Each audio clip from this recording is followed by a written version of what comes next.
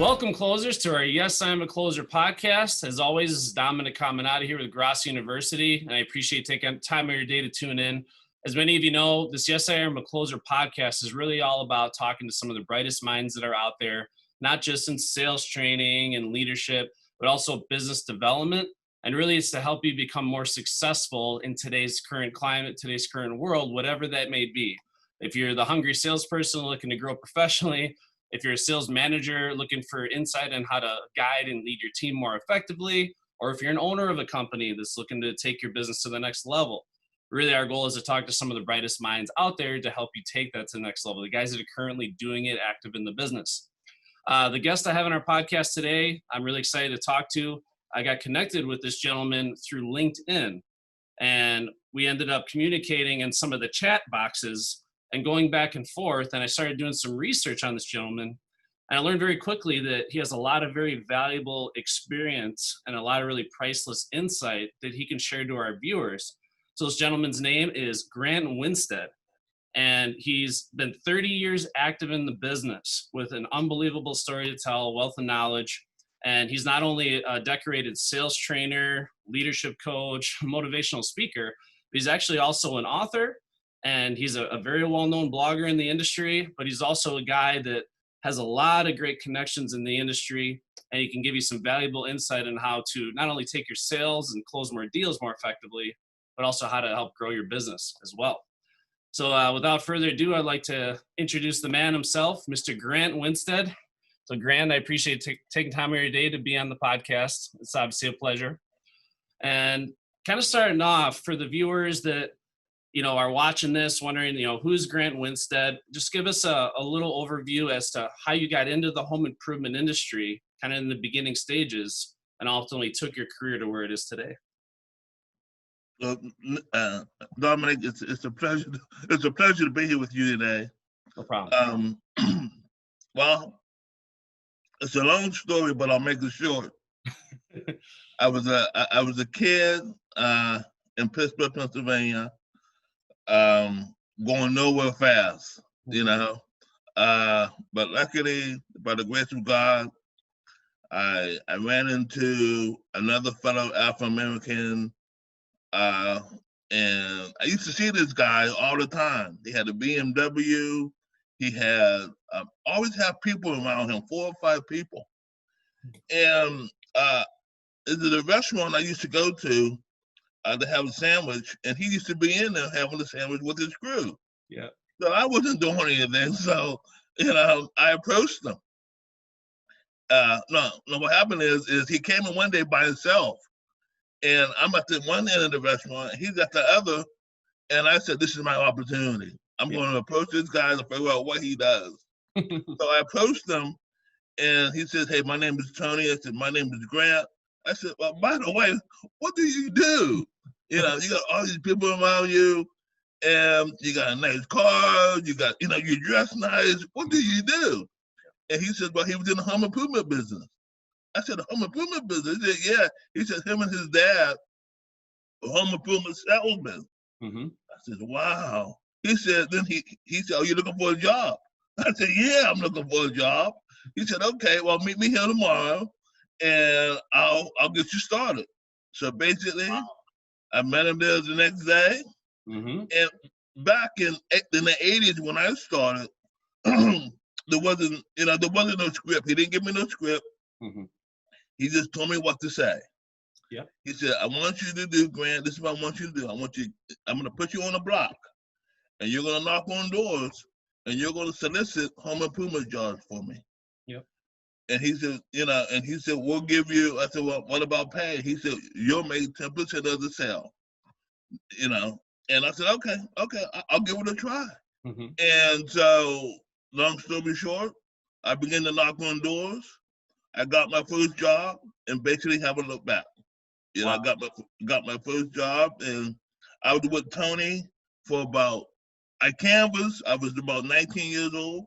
Mm-hmm. I canvassed door to door for 5 years straight, not closing, just getting leads and giving him the leads, and he would go back and sell. Mm-hmm. And then I went to work for his dad. His dad had all the connections to the to the business owners, which were mainly Jewish people. Mm-hmm. And to make a long story short, I used to canvas for his dad. His dad was a pretty good. He was my mentor. Mm-hmm. When I write about him in my book, his name is CJ. And CJ, I tell you what, man, that guy could connect to people like no other. Wow. I mean, he'll walk in a house, and before you know it, he'll have them people sign that contract. I don't know how he did it, but I can tell you what, the guy was good. The guy was good, and I learned a lot from him. And I talked about that in my book, like I just mentioned. That's awesome. Yeah, and that's a valuable experience. I think you had mentioned that you've done over 30,000 door to door. I mean, canvassing door to door, over 30,000 doors, or probably even more than that. I mean, I don't even know how you quantify that, but it's unbelievable because a lot of people underappreciate the challenge of being a promoter, being a canvasser, being in marketing, and being prospector, because you face true rejection more than salespeople, right? And, Who you tell? yeah, because I mean, how many doors you get slammed in your face in a given day? That's right. That's right. A lot of I call them lead babies sometimes, but a lot of salespeople in this industry, they face objections a lot, but they don't get hit with that true rejection, and having that mental toughness to be able to go through 5 straight years of continual rejection, hundreds and hundreds of times a day, probably sometimes. I mean, I guess for the viewers that are watching, I guess, how do you develop that mental toughness? I guess, how do you have that tenacity just to keep moving forward and face rejection head on? Just understand it's part of the deal. But, a lot of people get burnt out from that. It brings them down to the point where they can't function anymore, right? Well, let me tell you something, buddy. Where I came from, it wasn't bad, it wasn't good, it was average. And I just wanted more. I just wanted more for my life. So I didn't really look at the objections. I looked at the opportunity. Okay, this guy said no. This one said no. I could have got 20 no's, but that one yes paid off for all the 20 no's that I got, or the 100 no's that I got in a row. And plus, I had a pretty good support system. I wasn't the only one knocking on doors. That the attorney at that time had like 5 or 6 guys, maybe 10 people knocking on doors for them. And we were all commission-based guys. So we had that camaraderie going. But the most important thing that I have going for me is I wasn't going to take rejection. I knew this was my way out of my situation. I knew that I had no sales, no nothing. I just wanted to knock on doors and get leads. I wanted to perfect that, and I perfected it to where, I knew when I had somebody good. Yeah, so. That's good. Yeah, I mean, over time in sales and marketing, canvassing, all that stuff, you get really good at being able to read people and be able to kind of qualify them the right way, and of course deliver the right message that's going to be the most effective for that person, which is important. It's important to be consistent in this business, but I think being able to tailor yourself and adapt yourself to different situations is something that is not easy to train. Some people have that ability, some people don't. But one thing that we were talking about yesterday, as we were just kind of bouncing ideas off each other, is you had a lot of different types of people that you've had to not only canvas for, but also sell to. And I think it's important for people to hear like some of the things you've had to overcome in your career, some of the ways you're able to kind of defy the odds in a way, given kind of where you were selling and the people you were selling to. I guess if you're that salesperson watching this, what are some little tips or pointers or just general advice you'd give somebody that's looking to figure out a way to sell to a very diverse group of people and continue to move forward? Right. Well, so one of the things, trial and error is a good life lesson. So I would give you some of my errors and how I was able to say that's not going to work. So canvassing was pretty good for me because all I had to do was basically get the lead.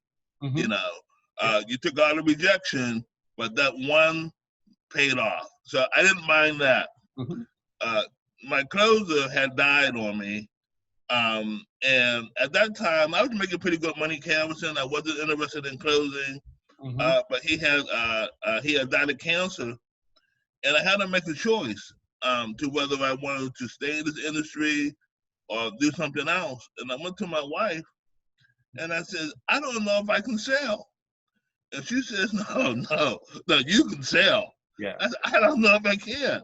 She said, Grant, you can do it. Mm-hmm. So without any training, I just, went out there to start selling. I had no training whatsoever. Yeah. And I was canvassing and selling my own jobs, which is kind of difficult, selling and canvassing my own jobs. Mm-hmm. Because when we were canvassing, we were generating our own leads for the company we were working for. Mm-hmm. And so, and I thought for sure I was ready to go.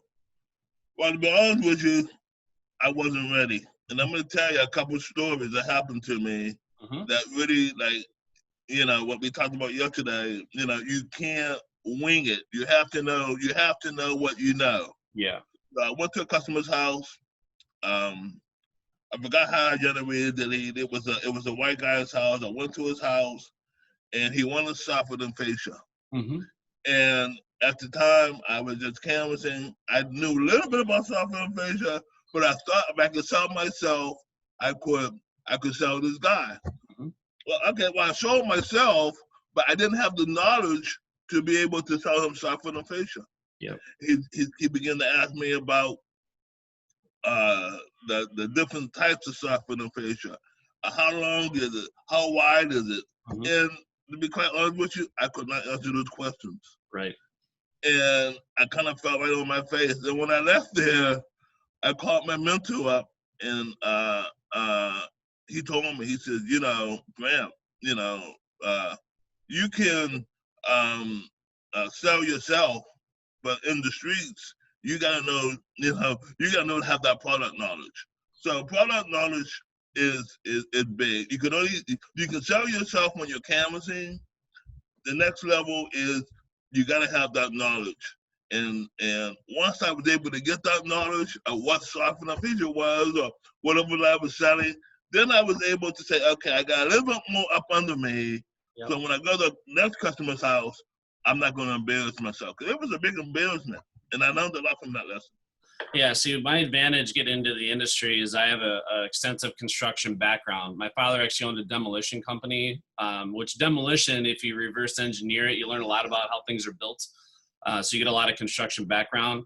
But I also worked as a teenager in my early 20s for roofing and siding companies, installing the roofs, installing the siding. I did a lot of concrete and masonry work. I did building new construction, things like that. So that really helped me. But I think that's one thing salespeople need to take responsibility for is becoming an expert in this profession of selling. Because I can tell you personally, we had a stamped concrete patio done at our house 2 years ago. And I had 3 companies that I was interviewing, right? It was kind of contradictory to what we talk about, right? Because, we're one-call closers. But I had to come out, and the first 2 companies, the reason why I wasn't even going to consider them is because they didn't have seemingly any experience doing the type of concrete that I wanted. Because we had a specific type of random stone, a specific pattern and color scheme. And I asked them what their experience was doing that. And the guys that were not certain or confident or knowledgeable about that whole process or had any evidence that they knew what the hell they were doing, I'm like, yeah, I don't really care. I'm not interested in talking to you. And the third guy ended up actually being one of the more expensive. It was probably the most expensive.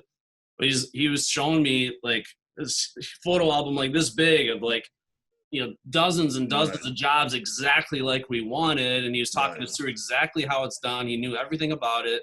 And the guy was an expert, and we ended up hiring him. And it was a no-brainer for me. Right. Like you said, selling yourself is absolutely crucial. But if you don't know the product and you don't know the industry, you don't know your competition. One thing I always encourage my salespeople to do, and I'm sure you'd agree this is valuable, is go visit your job sites, right? Go visit the job sites when they're being installed, meet the installers, really dissect exactly how the product you're selling is being installed. So if you get those questions asked to you, you can be the expert and have an intelligent response, because that's what's going to bring that confidence through as well, which is really important. Right. But that's a really, really valuable message there. Now, obviously, you have a lot of diverse experience. So what are all the products in the beginning stages that you said you're doing soffit and fascia? What other things were you selling earlier in your career? Early in my career, I was selling mainly window siding roofing, the fast, easy stuff. Mm-hmm. Uh, I want to back up and say one quick story Oh yeah. about CJ, which I think everybody needs to have a mentor. I Yep. think everybody in this industry needs to have a mentor or a coach or a trainer. Mm-hmm. Um, and CJ was mine. Yep. And I remember, this is so funny, I think you're going to get a kick out of this. Um, I remember we were canvassing in Southeast DC in the hood. And CJ told me, he said, Grant, this is what I want you to do. I want you to, um, we had went into a customer's house and I had the window sample. And we had went into the house and he said, okay, I want you to stay here to close this deal Mm-hmm. and I'll be right back. And I don't know where he went, but he said he'd be right back. Yeah. And I felt like, oh, I'm not ready. So anyway, I did my best. Mm-hmm. I did my best to connect to the people. They were Black people. Mm-hmm. And after about 30 minutes, I couldn't close them. Mm-hmm. So I walked out of the house with the window sample. Yeah. And I came back and CJ said, what happened? And I said, the people weren't ready. He said, okay. And I can see kind of disgust in his face, but he didn't say anything. Mm-hmm. And so about a week later, we're working in the same neighborhood, and we looked over, and the people have brand new windows in their house. Oh my gosh, yeah. And he looked at me, and he says, you call yourself a closer? And I never felt so bad. I mean, he didn't mean to make me feel bad. Yeah. But I was going about calling myself a closer, and I had a perfect opportunity to close that deal, and I knew he would have closed it. Yeah. I knew he would have closed it. Mm-hmm. And so he says, you call yourself a closer, huh? And I stayed on him, and I watched him, his every move after that. Mm-hmm. So I think it's important that that we all have mentors, we all have coaches, we all have trainers, because you can't do this by yourself. It's kind of impossible. So and that's a really good point, Grant. And the more I'm networking with business owners and big people in the industry, big motivational speakers and leadership coaches and all this stuff, they have coaches of their own, right? Everybody has somebody that coaches them, and then you can obviously share that, kind of pay it forward as well, share your knowledge and expertise. And I'm sure you're the same way as me. I mean, getting coached by someone, having those leaders in your life to guide you is so crucial. But really, there's no greater fulfillment in life than helping others, right? Coaching and influencing other people. And that's why it's almost unfair, kind of what I do for a living, because I never feel like I'm working. Like when I wake up in the morning, I literally get so excited to get into work and start talking to people, start coaching people. Training is something that gives me a lot of joy and fulfillment.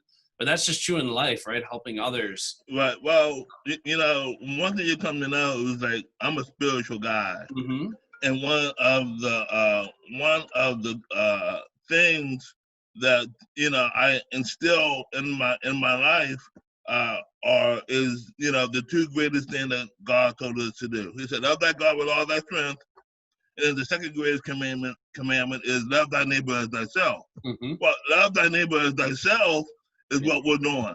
Yep. We are going out, we're coaching, we're training, we're doing the greatest commandment, the second greatest commandment that God gave us. You know what I mean? So those are I look at those when I come on these shows and I help people, or if I'm training somebody, I'm doing what God commanded me to do, which is love thy neighbor as thyself. I was talking to some salespeople the other day, and I said, I'm going to give you one thing. If you do this one thing moving forward, it'll change your life. Every person you meet from here moving forward, treat them like they're the most important person on the planet Earth, right? Because to them they are, right? But that'll show through. So whether it's someone, a friend, a family member, a coworker, a prospect, a prospective customer, you treat each and every person you meet with moving forward like they're the most important person on the planet, and I guarantee it'll change your life. That's right. Yeah, that's right. it's a really good mindset to That's have. right. That's right. That's right. So getting back to what you were talking about, Washington D.C. is a very diverse um, area. And I've been in Washington D.C. for over 35 years. Mhm. Coming out of Pittsburgh, I came down here with a Jewish company. I was in the Jewish community, and learned a lot from them. Learned an awful lot with the suppliers, the manufacturers, and whatnot.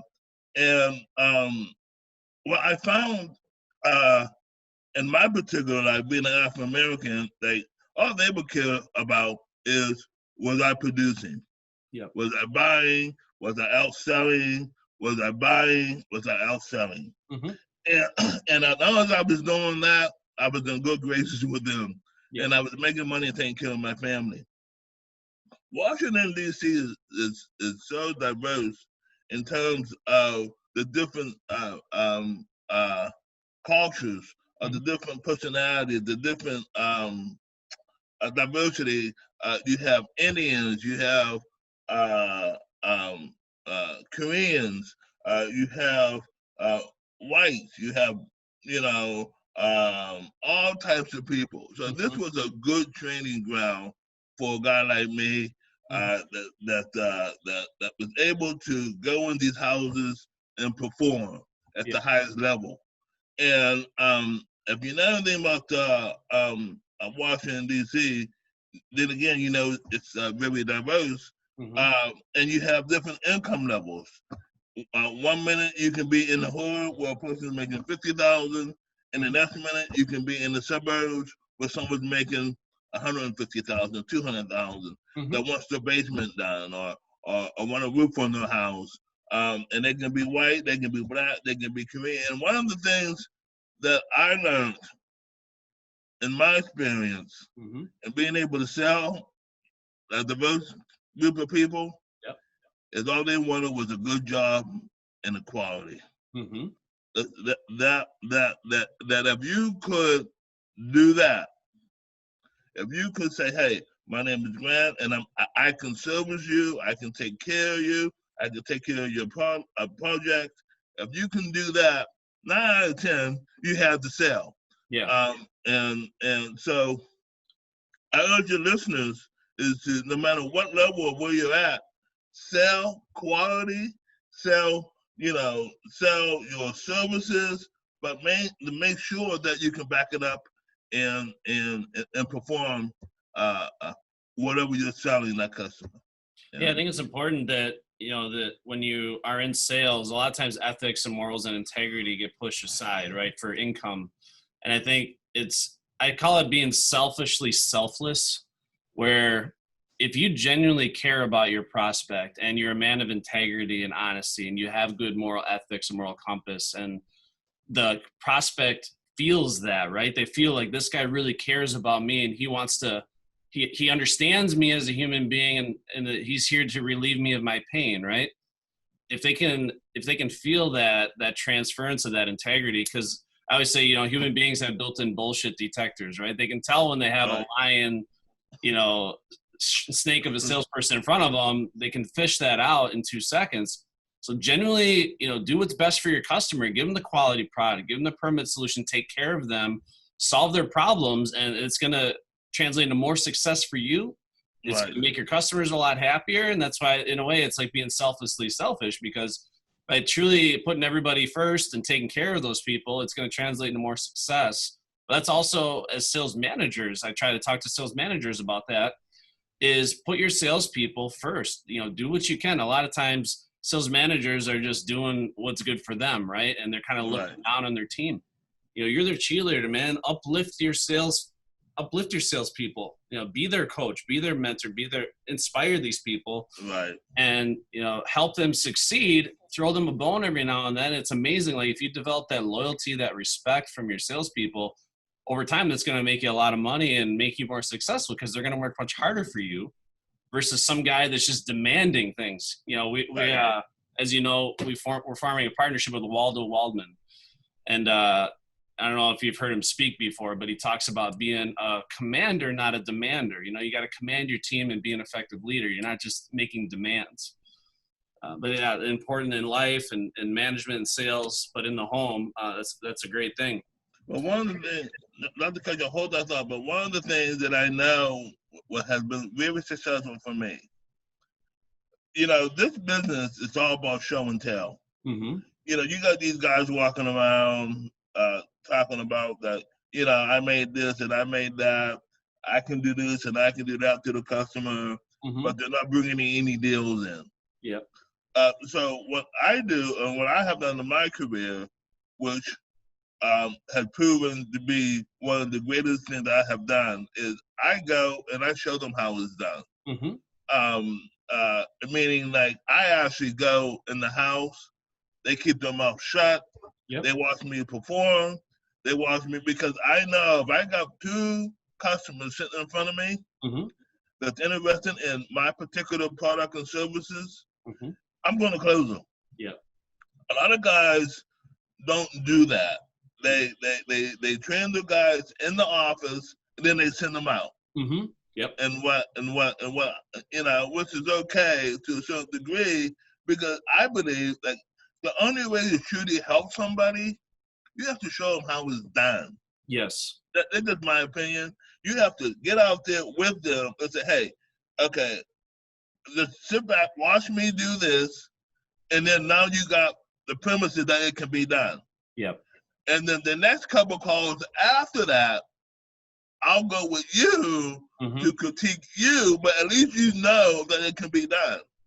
And so that's typically the way that we work around here. Because of a new guy that comes aboard, and I hope I'm not jumping all over the place on you. No, this is a very important topic, and I'm 100% agreeing with you. And I got a story I was going to share with you after your. Yeah. So it just is so important to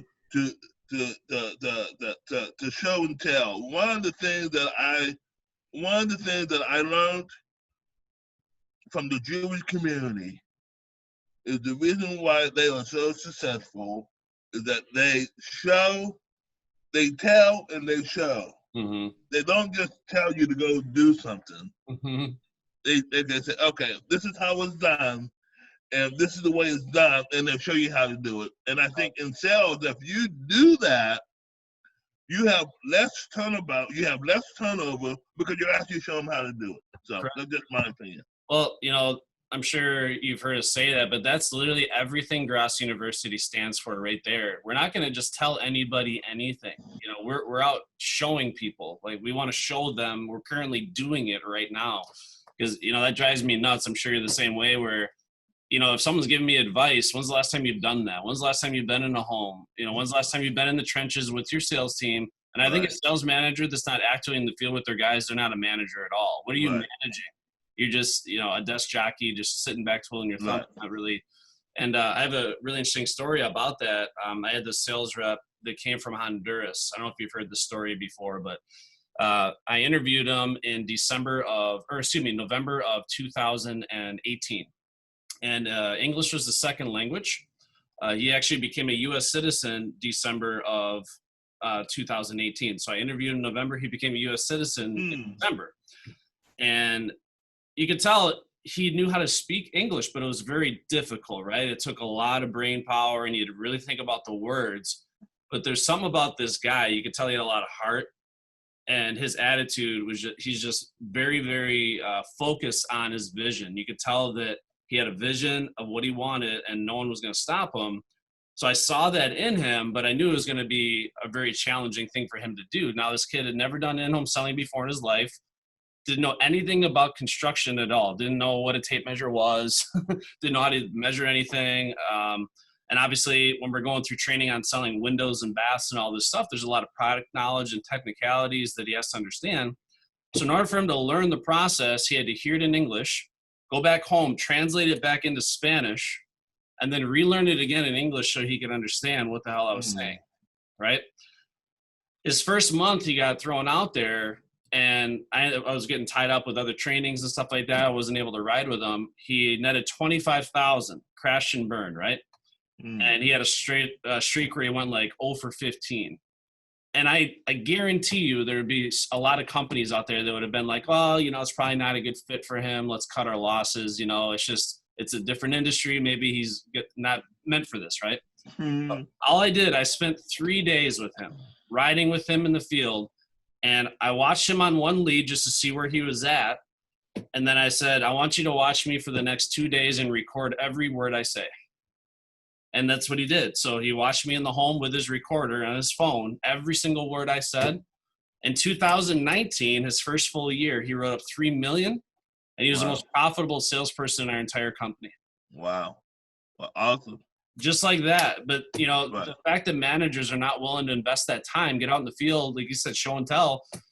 And I find that there's a lot of people, when I bring them in and I'm training them our step selling system or talking about sales methodology, there's always a little skepticism. They're like, does that actually work? Does that really work?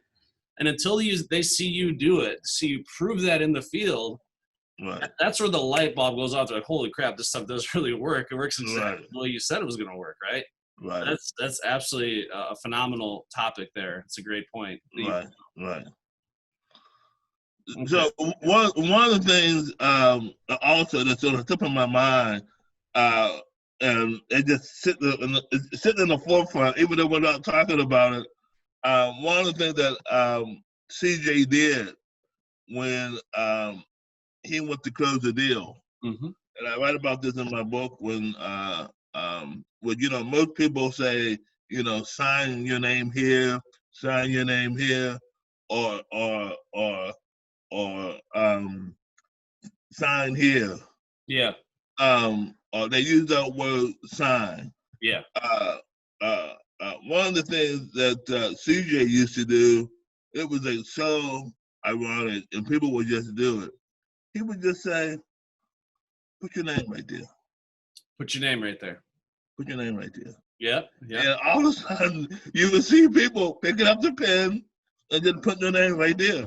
Yeah. And he would push them bank papers, push the contract over, and he didn't wait for them to ask, what was the next thing was.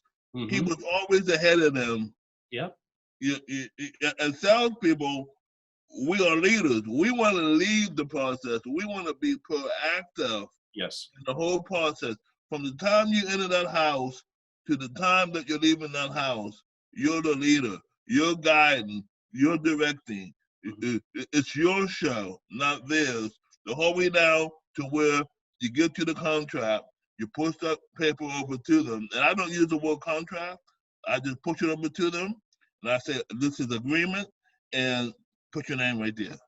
Yeah. So a lot of people, a lot of salespeople get, they get kind of technical in the house. Yeah. Which is, it's this job is meant to have fun. It's meant to be expressive who you are. Yes. And even though you have a regiment you have to follow, but it's meant to be the expression of who you are. And so I just wanted to throw that out there. No, that's excellent. You brought that up. One thing that we train at Gross University is you never, ever, ever ask for the order. You never ask for the order. You always assume the order, right? Right. And that little thing that you're talking about, CJ, put your name right here. That's really how it's done. Because, one thing that I train on, picture you have like this 200-pound bag, right? And it's a bag of sand or whatever you want to call it. And on that bag, it says decision. When you ask that prospect for the order, when you ask them, hey, Grant, would you like to move forward? You basically, it's like taking that bag and putting it on their lap now. You put the weight of the decision on them. Right. It actually creates more pressure, and they're going to talk themselves out of it more often than not. Right. There's all kinds of studies on this stuff. They say timid salespeople that beat around the bush and ask for the order close maybe 10 to 20% of the time. Whereas confident and assertive salespeople that go ahead and assume the order, they usually close between 40 and up to 70% of the time. Because you're confidently, it's less pressure. And it's funny because it's opposite of what people think, right? Right. They think if I assume the sale, it's going to be high pressure. Well, it's actually the opposite. you're high pressure if you ask for the order, because again, you're putting all that on them. It's just crazy. Right. It's totally opposite. But yeah, that's great. And all those things, those trigger words that salespeople need to omit from their vocabulary.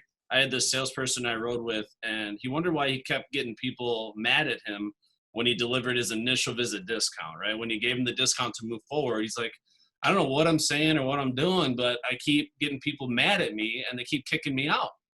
I said, well, let me ride with you and I'll see if anything stands out to me. So he's delivering his initial visit discount and his presentation was good. Everything was going good. And then he ended it and said, here's the deal, John and Mary. We have to get this thing signed today. So he said, here's the deal. We have to get this thing signed today. That's not going to work. So there's several words in there that are trigger words that, you know, if someone's talking to you like that, you know, well, you can take this agreement and shove it up your ass because I ain't signing it, you know? Right. But that's just it, is it's all those little things that make all the difference, right? Right. Yeah. Right. It's how you present it. Mm-hmm. You can present it, you know, I'm a great presenter. I know, you know, Grasso talks about the master presentation. I think that your whole life is the master presentation. Yes. The way that you carry yourself, yep. the way that you communicate with your friends, your neighbor, your church, mm-hmm. all that is the master presentation. Because when you really look at it, selling is an extension of who you are, who we are. Yep. So it's like, okay, you know, it's like you buy from the people you like. Yeah. Or people buy from the people they like. Yeah. Well, I'm a likable guy. Mm-hmm. You know, and I make it known that I'm a likable guy. Yeah. You know, I may rub people the wrong way with my attitude, but basically I'm a likable guy. Yep. I like to buy on people that I like. Like I went out the other day, last year, at the end of last year, I wanted to buy a new pickup truck. And I'm looking around, and this guy, I really like him. Mm-hmm. He's at the Ford dealership. I have knew him before.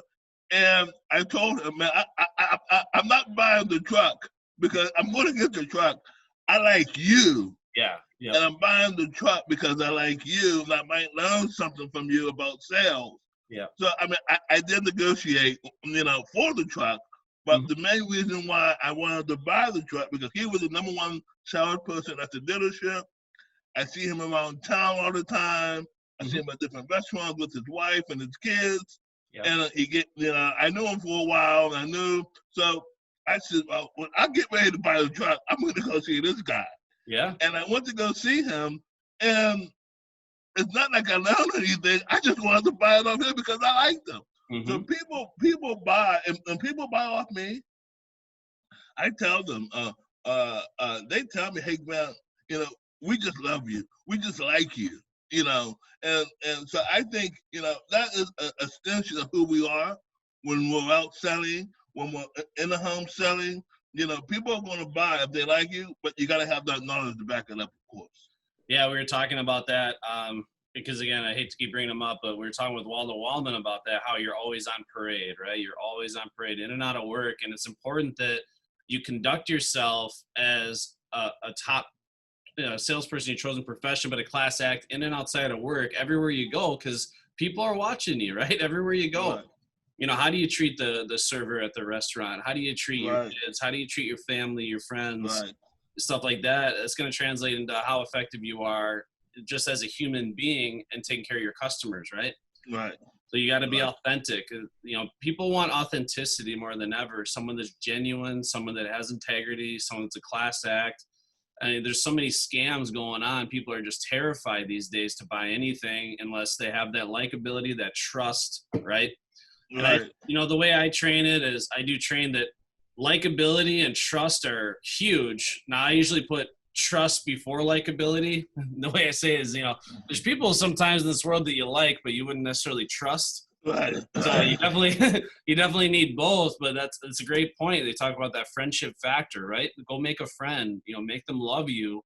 And I'm sure you've had this experience where you leave a house and the homeowner's hugging you, they're making you dinner. And I've had people where, you know, you change their lifestyle with a beautiful walk-in shower, a walk-in tub, and they're in tears. They're so happy and they're loving you. And There's such a great feeling for you as a salesperson. Yeah. Well, I tell you that story, and I sent it to you the other day about, me going out to the country. My customer base was mainly African Americans in the city, but I got sick and tired of driving into the city where I had all these houses around me that needed to get work done. So we did a test, mailer. We did our homework. We did the research. And we said, well, we're going to mail around here, a little further out. Where I didn't have much experience on selling Caucasians, but I wanted to see what I could do, And so I decided to say, hey, we're going to send this mailer out west and see what we get. And sure enough, we got a huge response. And the one that came back, and I shared my story. I drove the whole way out there, about 50 miles, and I look up and I see an 18-wheeler truck with a Confederate flag on the back of it. And being African American to see the Confederate flag, I'm saying to myself, there's no way. I'm telling myself, there's no way I'm gonna sell this guy. There's just no way. I'm telling myself. Anyway, I the whole way walking up to the house, I'm telling myself, there's no way I'm gonna sell these people. There's no way. I ring the doorbell. I'm telling myself, there's no way. I ought to just leave. I'm telling myself this. The doorbell opens, and this big old white man comes to the door. His shirt buttoned down, is all red, and the first thing he says to me, "Oh, he's a signing boy." And I said to myself, "There's no way. There's no way. There's no way I'm gonna sell this guy." And to make a long story short, I end up selling the guy. I end up selling that guy, and that was a game changer for me. That was a real game changer, because I said to myself, if I can sell a redneck out in the country that is a I wouldn't call him a hater. I want to call him a hater, but I knew that he was a Southern guy. I knew he used words like the good old boy. He called me a boy. That's out loud. He didn't know he was disrespecting me. But after I got done with that sale, I said to myself, that was early on in my career, I said, this is beautiful. This is beautiful. This is like awesome. Because people will buy, if they don't buy you, they'll buy the quality. Now, I don't know. I think it was the quality because his wife, well, when I got there, he told me his wife, she don't need to be there. She don't make no decisions. And boy, show me what you got. You only got 5 minutes. That's 5 minutes. I'm gonna do it in 5 minutes. So I wasn't gonna make a connection with him in 5 minutes. So I had to go with the quality aspect of it. And sure enough, his wife came downstairs, sat right beside me. She was more interested in what I was saying. And so it's like unbelievable that I sold them people. And this is the way this business is. If you just put a little elbow grease into it, I didn't believe in myself. I did believe in myself because I kept going. Even though I doubted myself the whole time, I just kept going. I was at the highest level with money. I wanted to get a return on my money. And sure enough, I got the return. I got a good customer, and I ended up having a pretty good, friend out of that. So awesome. Yeah, prejudging is dangerous, right? And I say it's very toxic because it's human nature. I mean, as much as we can say don't prejudge, human beings are going to judge all the time, right? It's going to happen. And I actually have a crazy story. One of my sales reps went to this house, and you ever had that experience where you drive up to the house and all the appliances are in the yard and the house, all the windows are shattered and the siding's falling off. It looks like the house is condemned, right? It's like no one can legitimately live here. So he pulls up the house, and that's the way it looked. It was in shambles. And he's already telling himself, like, oh my God, it's going to be a waste of time. This person's not going to have any money, right? And the customer opens the door. He knocks on the customer opens, and she's bound to a wheelchair. She has no pants on. and she's missing all of her teeth. Mm-hmm. Now, as much as we try to pretend people aren't going to judge, his mind, he's telling himself, my God, she can't afford clothes. She can't afford good dental. Like, there's no way Right. she can buy, right? And on top of it, she had like 11 cats and like 5 dogs and a bunch of ferrets. And it just like was burning his sinuses. Yeah. The urine smell was just potent. Anyway, so he gets in and he, credit to this guy, he put his head down and delivered a masterful presentation. And he was there to sell a bathroom. He's selling a bathroom renovation. And this is one of those gals at the stage of her life where it's like, I'm not going to take my money with me. I'm going to get everything I want. So she picked out like the most expensive everything. It was like a $25,000, $26,000 bathroom. And our salesperson reluctantly slid over the total investment, right? And the only question she asked, she's like, can I just write you a check? He's like, yeah, sure. And she had a lot of disabilities, right? She was bound to a wheelchair, but she couldn't really even write anymore with her hands. So she wanted the salesperson to help her not only write the check out, but he had enough trust and credibility. She had him log into her bank account to transfer the money from her savings to her checking. So long story short, he logs into her bank account and she has over $550,000 sitting in her savings account. In her savings account. Yeah, wow. Now, there's probably a lot of people out there maybe that have $500,000 somewhere, but not sitting in their savings, right? Right. So for her to write on a $25,000, $26,000 check was a drop in the bucket. She didn't care. Right. But that's a good lesson there. It's like, don't prejudge. You never know. Go for it, right? Go for it. Let's say worst case scenario, you give it 100%. You give them the best presentation of your life and they don't buy. Was that good? Was that good practice? That's right. Hell yeah. That's right. So go for it every single time. Go for it. It's like, I like to use the analogy of baseball. You know what I mean? I love to watch the Nationals. And like, going to a house is like, okay, you're not bad. I mean, this is the major leagues, guys. Mm-hmm. You may strike out, you may get a single, you may get a small job. Then again, you may hit a home run. It just depends on, what's being thrown at you, how the ball's coming across, how the people are responding to you. It's like so much excitement in this industry. There's just so much fun. Oh yeah, like I said, like baseball. Yeah, I was at a trailer home once selling a walk-in bathtub, and it was an $18,000 fully loaded therapeutic walk-in bathtub because they wanted their mother was moving in with them, so they needed to make the house handicap accessible. And I knew how important it was for them to have the mother moving in. We always got to ask ourselves this question: what's in it for them, right? What's in it for the homeowner? And obviously, we think of the cost of a nursing home or assisted living. That could be $300-$400 a day.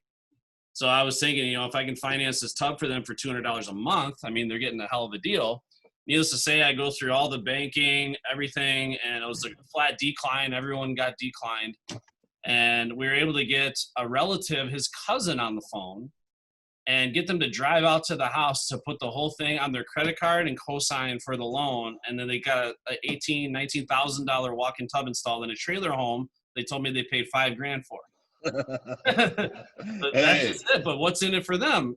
What's in it for them is she doesn't have to go to assisted living. She can live with her family. Right. She has a safe bathing environment, and that will still pay for itself.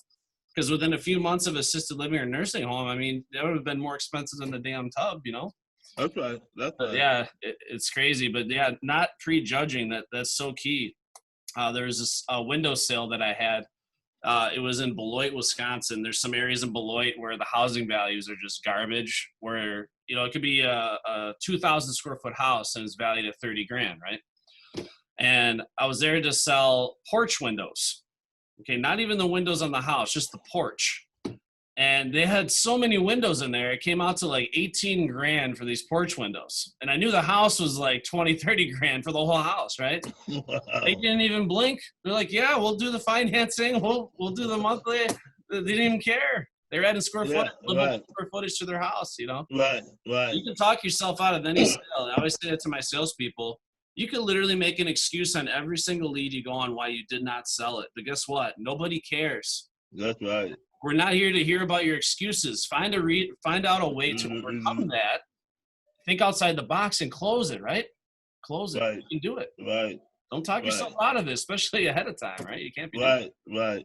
No, I think you're hitting the nail on the head. Mhm. We don't want to prejudge.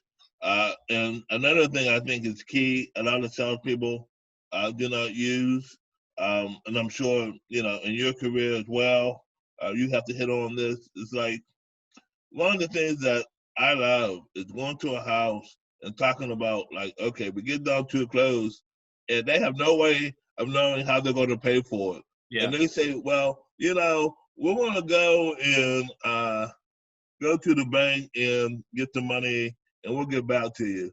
Or we're going to see if we can get some compatible rates. And most salespeople, if they're not trained properly, say, "Okay, all right, well, thank you very much.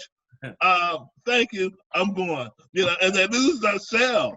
That's Well, yeah. what I love it. I love it when I get down to the close, and the people have no idea. I just say, "Okay, disregard everything, and we can do business tonight. Do we have a deal?" And they said, yeah, we can work it out. And I know in my mind already, like, okay, it's time, So we get down to the bottom, and I ask them how they intend to pay for it.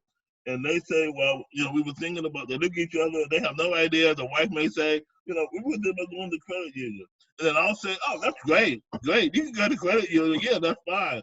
But this is how about if I can get this set up for you for $200 a month? Mm-hmm. Would that work for you? And then I go into my financing program, and the people are so like, wow, I don't need any money down. No, you don't need any money down. Mm-hmm. You mean I don't have to pay for it until 30 days after the job is done? Mm-hmm. Oh, yeah. That's what I'm telling you. And the people, you can see the saliva coming out of their mouth, say, where do I sign? Where do I sign? Right. No, financing is just a very key issue, a very key thing to have as your tools, as you are trying to sell home improvements. Yeah, it's amazing to me how many companies still rely on cash and carry, because we know the facts. We know that 60% of Americans can't afford a $500 debt, right? So Right. 60% can't afford. So how can you rely on cash? And I think the ability to intelligently, effectively sell financing is one of the most important closing strategies there is. I mean, absolutely. To be able to be confident. I always tell my salespeople, you got to put your finance advisor hat on, because that's right. When you talk, you got to educate them on financing. A lot of times, the customer.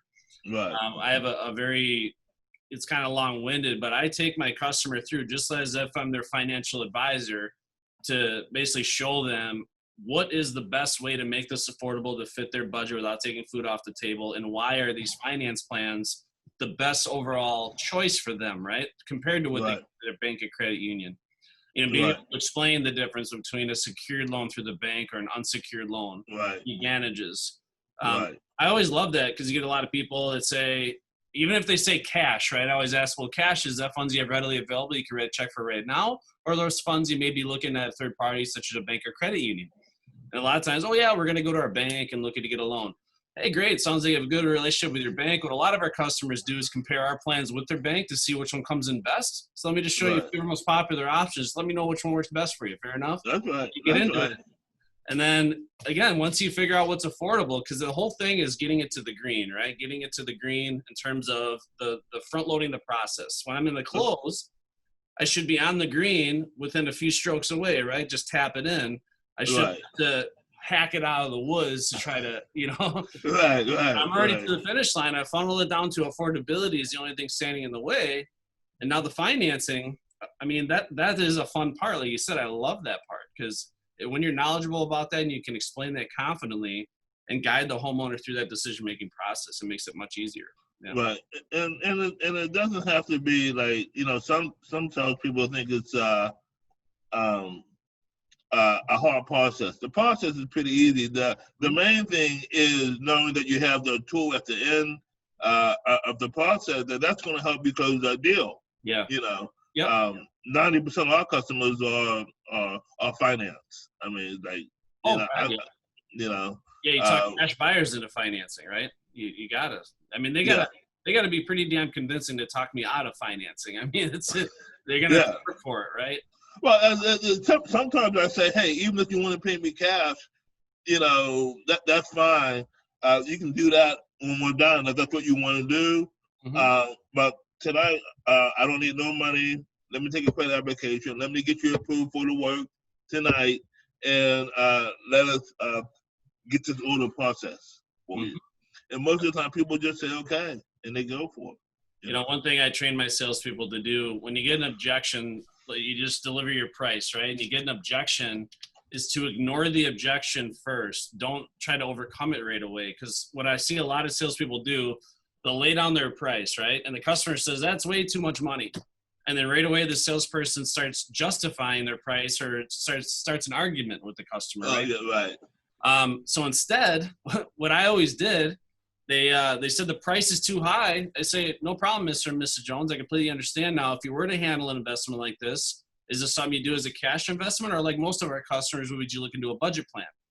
They're like, well, you'd have to finance it. Okay, well, since I'm here anyway, let me just show you a few of our most popular options. Let me know which plan works best for you. And then I swear to God, I would just lay out the finance plans and roll it out. And all of a sudden the price objection goes away on its own. It just magically disappears because they're like, what? It's only $180 a month? That's it? Right. What is this application? Yeah, here we go. Put your name right here, Right. That's good. That's good. Because you didn't, start an argument with them right away and try to justify your price, and now you're being combative. You just ignore it, keep going through the process, because they don't know how affordable this could be. Right. I try to explain to salespeople, they say price is too high because they don't have 20 grand sitting in their savings account. They don't know what finance plans you have right now. Right. Just go to financial terms, make it comfortable, make it a no-brainer, and then they'll be like, oh, wow, only $180 a month. I can't believe that. We can afford that. Yeah, right. Right. That's good. Yeah. One thing that I always, my rebuttal, because you get this occasionally, you're through the presentation, the customer says, oh, this sounds like it's going to be way too expensive. Oh, this sounds like it's going to be really expensive, right? They say, relax, Mr. and Mrs. Jones. I can assure you affordability is our best feature. I didn't say price. I said affordability, right? That's right. That's good. It truly is. I had a metal roofing sale with a client one time. I was at 18 grand. They had another quote for 8. So I was 10 grand more for a metal roof. Now, granted, we had a better product and better service and all that stuff. But still, over 2 times more. They're like, what in the world? I said, well, let me ask you a question, Mr. and Mrs. Jones. What type of financing did another company offer you? They're like, well, they didn't. I'm like, so you're telling me he was cash and carry mainly? Wanted probably half down, half on completion? They're like, yep. I'm like, do you have 8 grand saved up for this project you could put down? They're like, no. I'm like, then clearly he's not affordable now, is he? So even though he was less than half the price, I was at $180 a month. This guy was at 8 grand. Which one's more affordable? Right.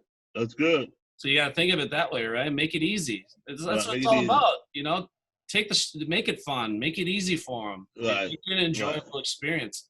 Right. I don't know if you've seen this from salespeople sometimes, but I've been on ride-alongs where the whole demo's great. They got good rapport going, they got a good relationship, and then they get to the close and they get all serious and they start their whole demeanor changes, right? All of a sudden everything's really tense. They start sweating.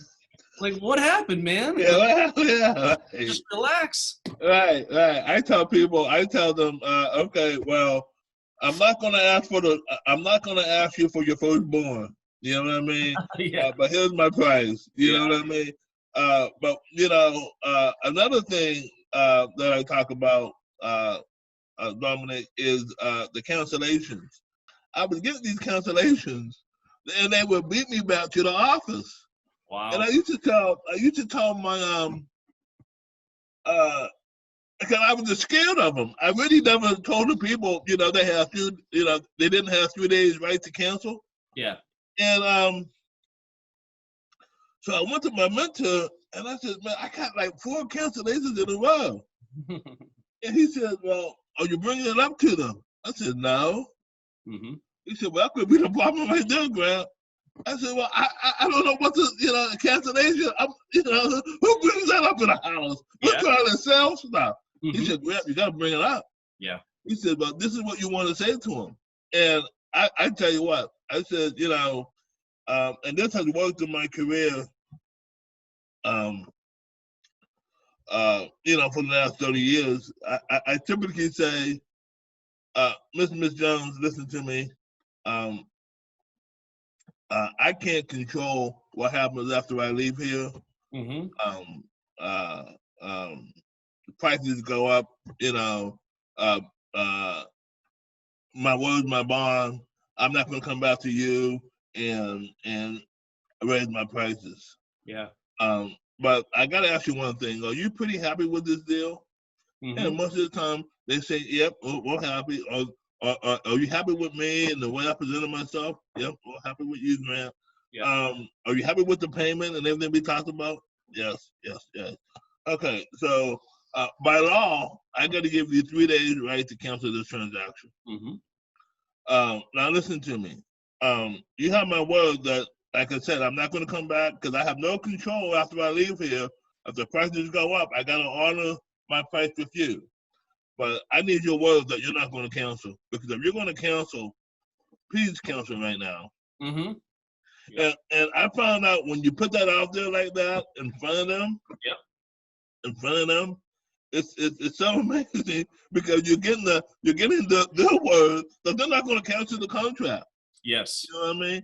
Yeah, it's funny that you brought that up. I've talked to a lot of companies, and some companies have literally told me, Grant, that what they do is they have the customer sign the cancellation form saying that it's just a document to go with their financing. They basically take the cancellation form, they fold it up, they put it in an envelope, seal the envelope, and put it in the back of the paperwork where they can't find it. So they do everything in their power to cover it up because a lot of salespeople have the false notion that if I bring up the right to cancel, they will cancel. They will cancel. Whereas if you do it the right way, just like you're describing, you use it as a reason not to cancel. Now, the way I explain this, when you close the sale, that's not the finish line. You're at the goal line now. Closing the sale is buttoning up your sale. We call it cleaning up blood. So think of like you're a lion in the jungle. You just slaughtered your prey, right? And there's blood everywhere. Well, I don't want that prospect to wake up the next morning and see the blood stains everywhere all over the kitchen table. We're like, what the hell? We got slaughtered by Grant yesterday, right? Yeah, right. You got to clean up the blood now. And a lot of that has to do with buttoning up your sale. So the first thing I train salespeople on, just like you talked about, is explaining the notice of cancellation. Right. You got to explain that in detail and make sure you get the commitment from them that you have their word they're not going to cancel, and make sure that they are confirming they're still comfortable with you, they're comfortable with your company, your product, and most importantly, the overall investment they're making, right? Make sure. How many times do you think sales canceled because the salesperson didn't confirm that deposit was truly comfortable? The customer got in over their head. They put too much money down. Right. Then the next morning, they realize, holy shit, like our bank account's drained, right? Right. Or wake up that monthly truly wasn't comfortable. But yet you have to explain the cancellation form. Now, what I think is also important is getting them to sell the job back, right? You want to leave on a positive note. One thing I always did is on their folder, I would write some things down. I'd be like, Mr. and Mrs. Jones, I'm really, really excited for you. I can't wait to see the work when it's done. Get used to seeing this face. I'm going to be coming out here all the time. I'm in the neighborhood. But I always like to know, because I'm trying to get better at what I do for a living, what were some of the primary reasons you did decide to trust us to your home improvement project here today? And get them to sell it back. Of course, they'll talk about you. We liked you, Grant. We loved you. You did a great job. Awesome. In terms of our company, right? So what was it about the company that stood out to you, allowed us to trust our company to your home? And then, what are some of the highlights of the product? And what I would do, I would write those down in their folder. So every time they looked in the folder, they were reminded again of the reasons that they went ahead, right?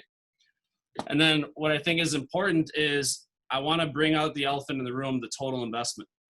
So I'd say, Grant, now let me ask you a question. Knowing what you now know after going through all this, I appreciate your endurance. Do you feel that the value of what you're getting far exceeds the overall investment? Right? So I want to get that confirmation. And the reason why I ask you this, Grant, is I know how this business goes, right? So I'm going to leave here today and you're going to be talking to your friends, your family, your neighbors about your new project with our company. And take a wild guess with the first thing every nosy neighbor wants to know. How much you pay for it? Yeah, how much, right? Now, if I just came in here today, Grant, I laid down a price of $15,000 for this project without any information, what would you have told me? Too much. Too much money, right? So take a wild guess what everyone's going to say. Too much money. Do me a favor. This is just, again, taking your word for it here. But just do me a favor here, Grant. If you do come across anybody that wants to know how much our products are, what we offer, if they want more information, give them my personal name and number. That's good. We'll set up a free in-home consultation just like we did here for you. That way they can appreciate the value as you do right now. Fair enough? Can you do it for me? That's good. So again, you're tying up loose ends, because how many times does that happen to a salesperson? They close the deal, they go through all that work, and then they talk to dad or and then they get a cancellation. That's it. Yeah. Yeah. Right. So, yeah. Clean up the blood, button it up. And that's good. The last thing is the next day phone call. I always call my prospects the next morning at 9 o'clock before my 10 a.m. lead, and make sure that I answer any questions that could have come up overnight. Because what happens a lot of times with salespeople is the prospect wakes up the next day, they have questions, but the salesperson is running leads and they don't answer their phone. Now the customer's freaking out because they gave someone their money, some stranger. Now he's on the phone. He's like, what the hell? Yeah, right. So calm, but all those little things make all the difference. Absolutely. That's what gets you at 70% retention up to 90% plus retention. That's right. That's right. That's right. That's right. Yeah, that's good. Very valuable stuff. But yeah, I mean, that's why I love talking sales strategy, all these things. And there's so many little nuances. But again, there's a lot of experts out there that have so much information to share. And you hit the nail on the head, Grant, is you got to find those coaches and mentors to guide you, because you don't have to do it through trial and error like you and I did, right? Right. And there's so many things we had to learn the hard way. And thankfully, I was always one of those people. I don't know if sounds like you're the same way as me. I'm always asking questions. I'm always asking for help. I never claimed to have all the answers. Right. I would go up in front of my whole sales team and be like, guys, I'm gonna break the bad news. I am not the best salesperson standing in this room right now. I'm not. But guess what? I know the process better than anyone in this room. Right. And that's the way I got to be, right? Because you can't tell me that the coach of the Lakers is going to outplay Kobe Bryant, right? He's not a better player. Right. He can coach probably better, right? But that's what it's all about. So I'm going to be a better coach. But again, I'm never going to claim to have all the answers. I'm hoping to learn just as much from you as you learn from me. Right. And that's how the sales trainers got to be too. Right. Too many times I see when people are training on sales, they're like, I have all the answers. You just listen to me and screw your ideas because they don't matter, No, it doesn't work like that in this industry. Yeah. It did. It did maybe, 70, 80 years ago, but today that attitude doesn't work. The attitude today is like, okay, I can learn as much from you as you from me. And I may be a little bit older, I get a little bit more experience, but your ideas count. You count, your ideas count, and I'm anxious to hear what you have to say and what you're learning out in the house as you're going through the process. Yeah, you know what I mean. And, I would do that for sales meetings. Is I would have a certain topic, right, a certain agenda for a sales meeting, and I would cover it myself. Of course, I would cover it kind of more of the methodical way to do it. But then I would have all the top closers in our company come up and share how they do it, right? I want you to see how the top salespeople are executing this.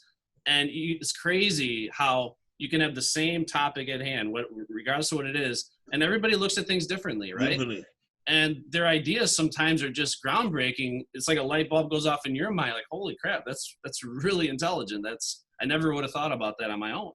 Right. But it's important that you're willing to learn from others. Sometimes you got to let your salespeople be your mentors and coaches, right? Absolutely. And but don't tell them, but don't tell them. Yeah, right.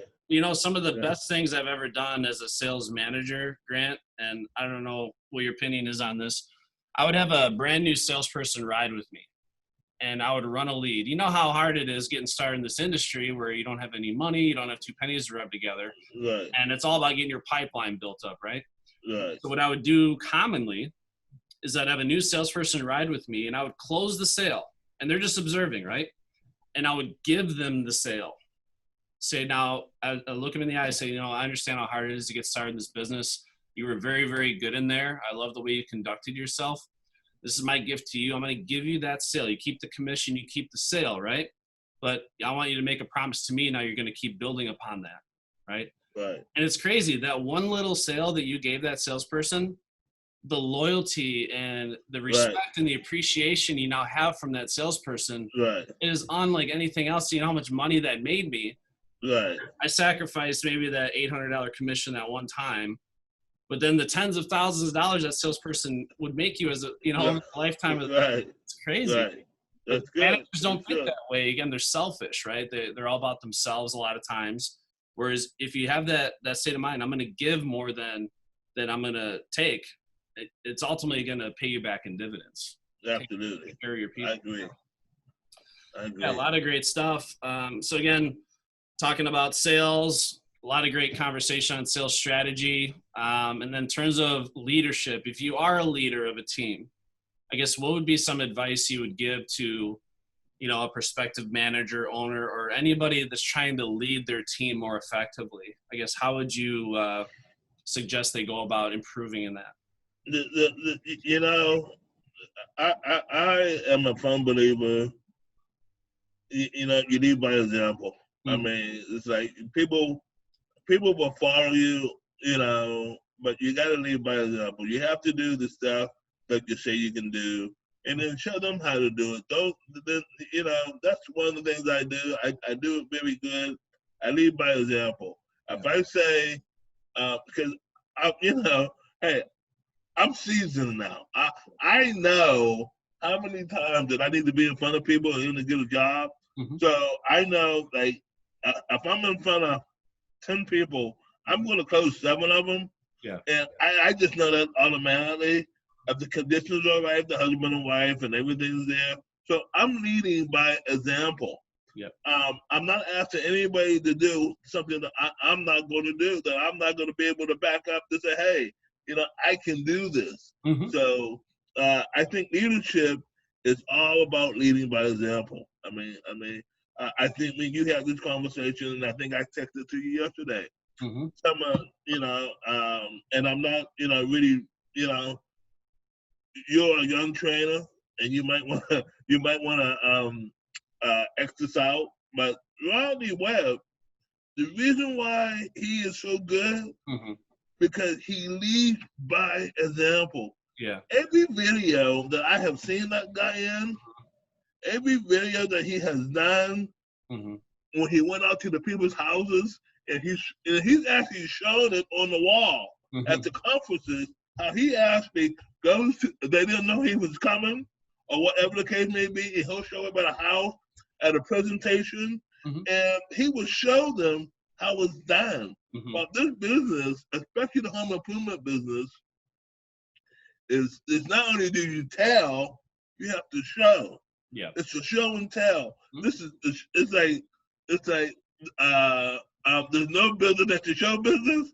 There's no business that's the siding business or the home improvement business, because really you're performing 24 hours, 7 days a week. If you put a little hustle in your game, if you lead by example, if you know, show your people, the money will flow. It would just come like no other business. Yeah. And so that's my thing. You know, show and tell.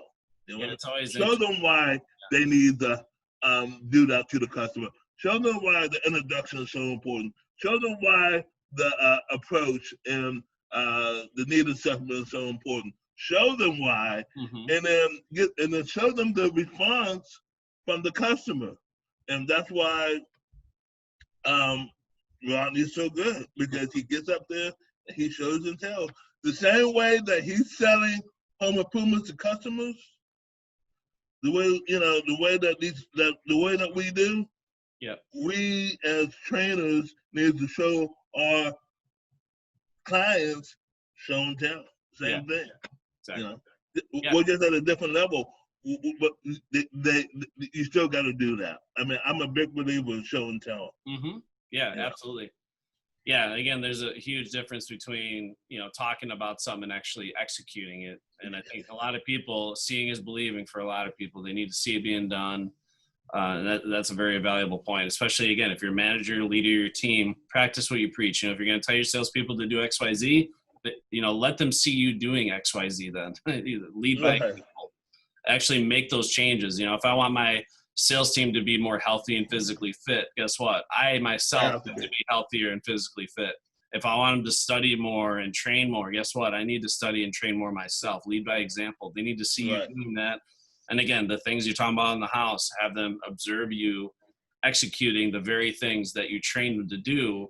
And that's what's really going to put the puzzle together.